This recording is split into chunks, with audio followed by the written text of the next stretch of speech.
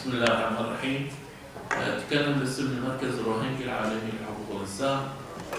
فيصل فولاد، هذا المركز تم تأسيسه في الفترة الأخيرة من قبل مشرع حقوق الإنسان روهينجا والمجتمع الدولي. حقيقة نشكر الجهات المنظمة على الدعوة. نعتقد أن قضية الأقلية المسلمة في بورما روهينجا تتعرض لأبعاد خطيرة حقيقة، وعملية هذه الإبادة ليست مقتصرة على مجموعات صغيرة ولكن هي إبادة جماعية، وبالتالي الأخوة المحاضرين الذين تطرقوا إلى خطورة هذا الوضع يتطلب تحرك سريع من المجتمع الدولي. نحيي المنظمات حقيقة Human Rights Watch والمنظمات الأخرى على دورهم الكبير في عملية الدفاع عن هذه الحقوق. نعتقد أن المجتمع الدولي والمنظمات الأمم المتحدة لا زالت لم تمارس الضغط الكافي على حكومة بورما باعتبار أن الانتهاكات مستمرة إلى اليوم. ووجدنا أن كانت الأخبار البريك نيوز في الفترة الأسبوعين الماضية هي القوارض والضحايا كانت تقاطعهم الأموات، الأسر، الفقراء، وبالتالي المجتمع الدولي أصدر قرارات كثيرة، ولكن عملية التطبيق والمتابعة لا زالت ليست كافية.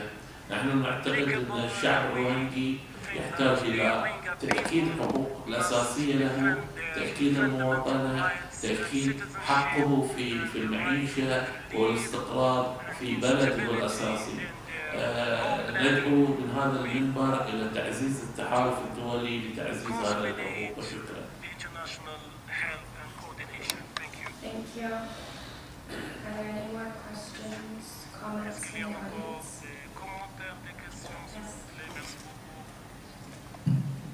Thank you very much, Eva. First of all, I would like to introduce myself very quickly. I'm Iman from JRD. Thank you very much for OIC to collaborate with us to organize this event. I thank you very much all the panelists. I have two questions. The first one goes to Dr. Wakaruddin. Although these things are changing slowly, and despite the UN is considering the Rohingya as the most persecuted minorities, why there is no specific attention from this international community, including the UN, on the Rohingya issue? And the second question goes to Moussa. So I will speak in French. First of all, merci beaucoup d'être venu et d'avoir accepté notre invitation, malgré votre calendrier chargé.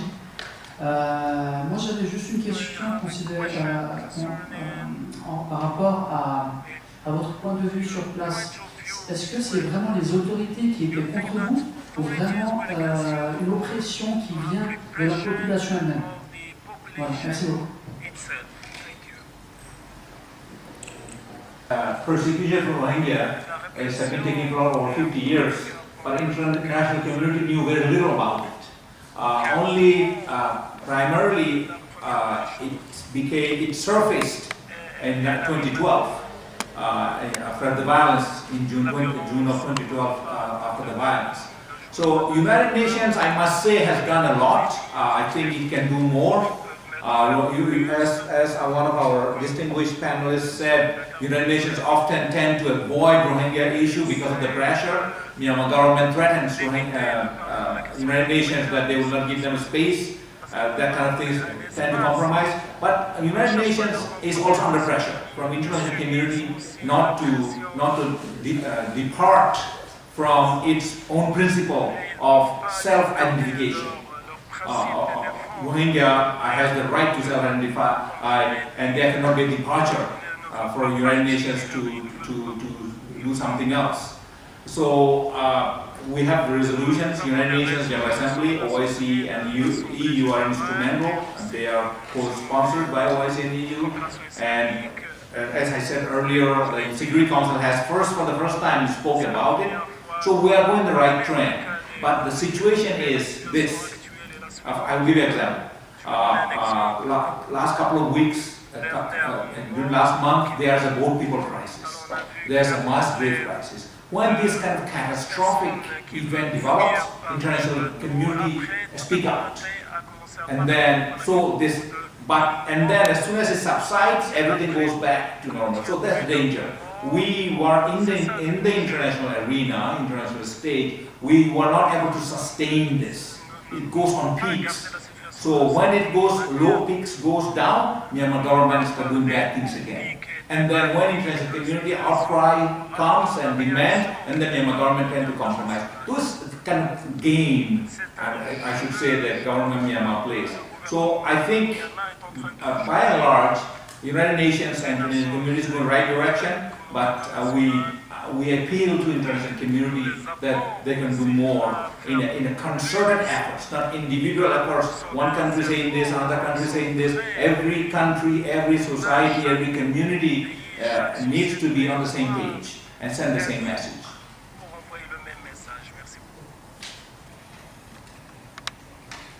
Alors concernant ta question de la pression sur place, alors moi ce que je peux dire c'est que je parle moi en mon propre, pas au nom des Rohingyas qui vivent sur place, parce que je ne suis pas à la place de ce que l'on a vécu. Alors je peux te dire que c'est que il y a une pression qui est énorme. Une pression qui est énorme dans le sens où le premier jour on est arrivé, pratiquement un quartier nous a entourés. Moi j'ai pas compris ce qui se passait, mais j'ai compris qu'il y avait une pression qui était énorme. Ce qu'il faut savoir, c'est que non seulement il y a les villageois, mais il y a aussi les policiers. Parce que ce que j'ai entendu faire précédemment dans mon témoignage, c'est qu'on s'est fait arrêter par les policiers lorsqu'on est rentré dans un village. On a vu voir les Rohingyas, on a voulu tout passer un checkpoint, et on s'est fait arrêter par les policiers. Donc l'histoire, c'est qu'on s'est fait arrêter, j'avais un guide qui était avec moi, qui parlait anglais, et parce qu'il était avec nous, il s'est fait frapper dans le dos. Et il a pu se faire frapper dans le dos, parce qu'on était avec lui, c'est pas fait. Et le soir même, il m'a appelé, il m'a dit, ne reviens plus jamais ici. Et je l'ai laissé, et bon, pour moi, il était mort. Et j'ai pu revenir l'année d'après, il était encore là. Il était encore là, mais il m'a fait comprendre que la pression, elle est constante, partout, que ce soit dans les camps, dans les villages. Et ça, je l'ai ressenti que quand j'étais dans les bateaux, par exemple, quand je suis parti de Sitoué pour aller à Miaou, quand je suis rentré dans le bateau, tous les villageois nous regardaient et je n'ai pas de nous.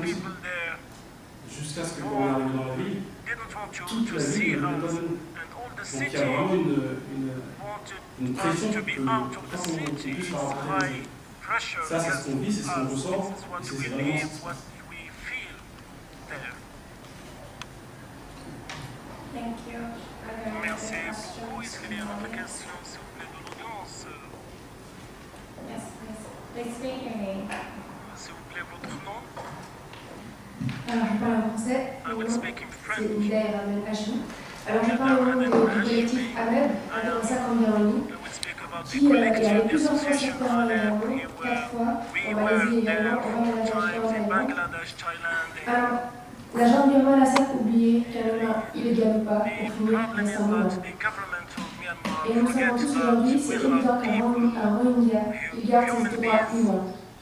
living there. Il faut savoir ce qui se passe par contre. Aujourd'hui, les gens ne savent pas ce qui se passe et comme M. Moussa a dit, l'humanitaire ce n'est pas la solution, mais ça va servir à pouvoir préserver la communauté.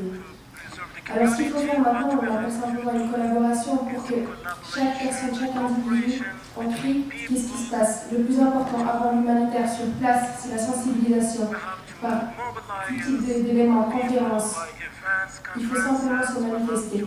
Tout le monde sait maintenant qu'un humain a des droits, c'est évident, il ne faut pas arrêter de le dire. Mais on l'a trop dit maintenant, il faut passer, il faut que les gens le sachent. Donc simplement, c'est un appel du collectif AMEB, en sensibiliser avant toute autre chose. Merci. Thank you. Any other questions, comments? Je vais parler en français.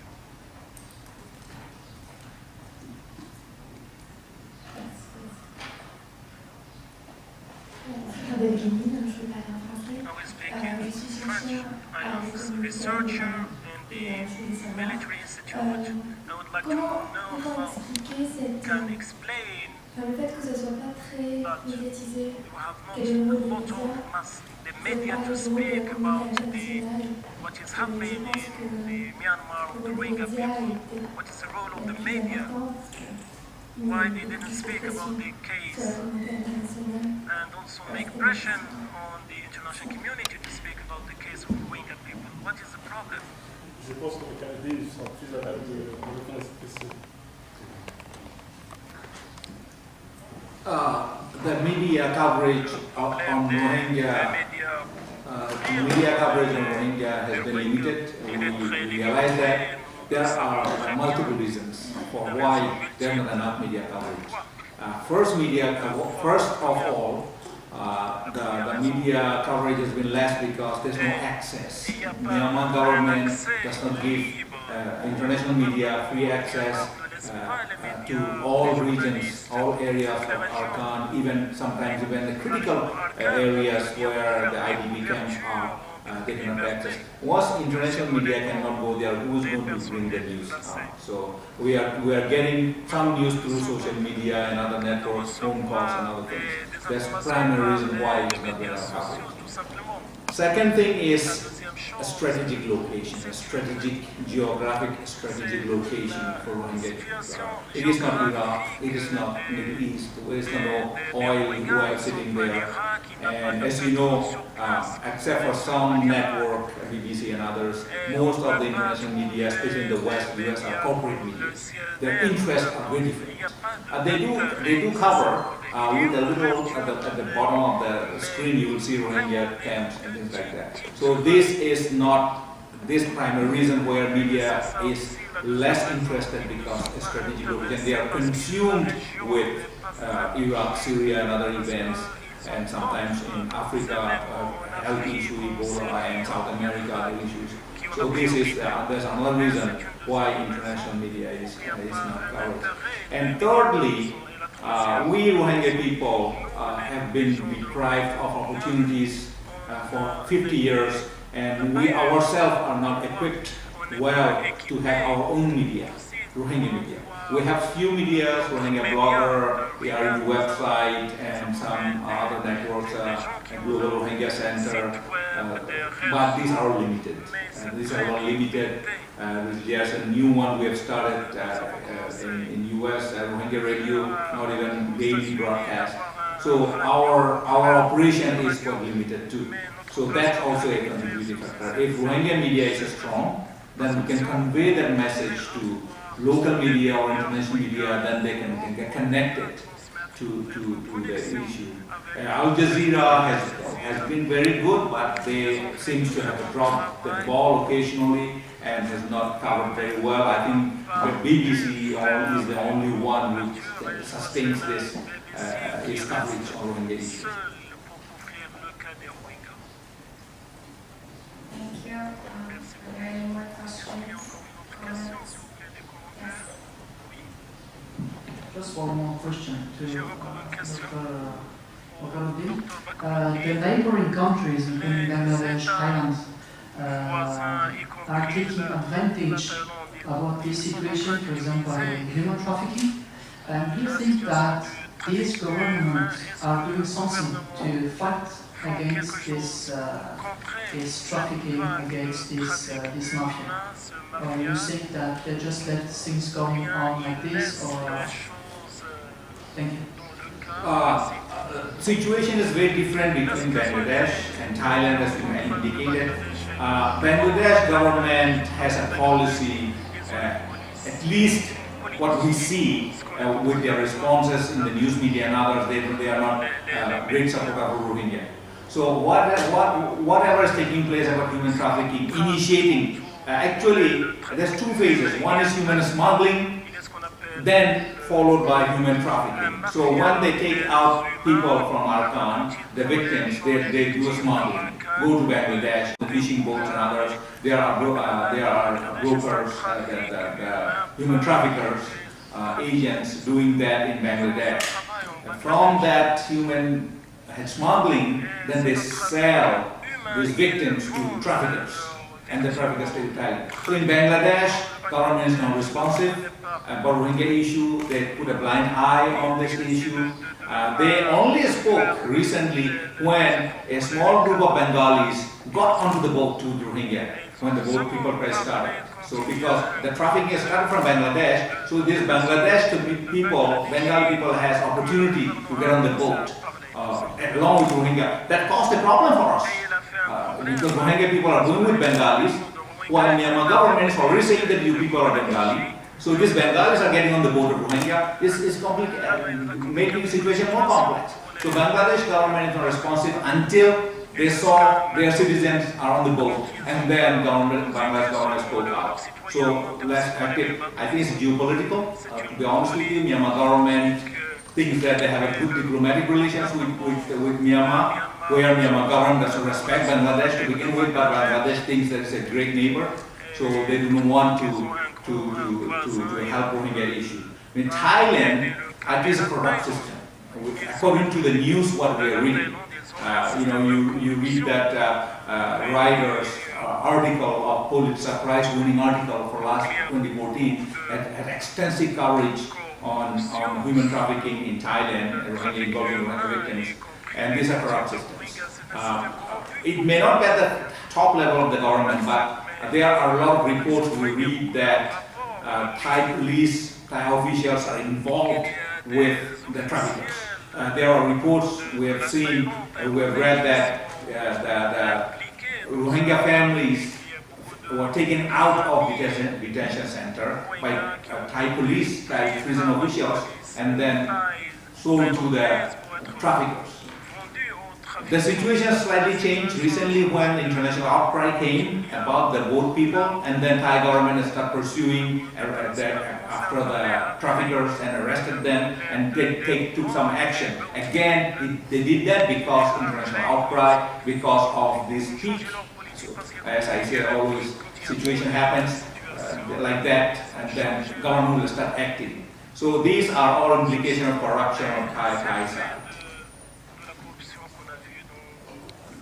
Thank you. Yes.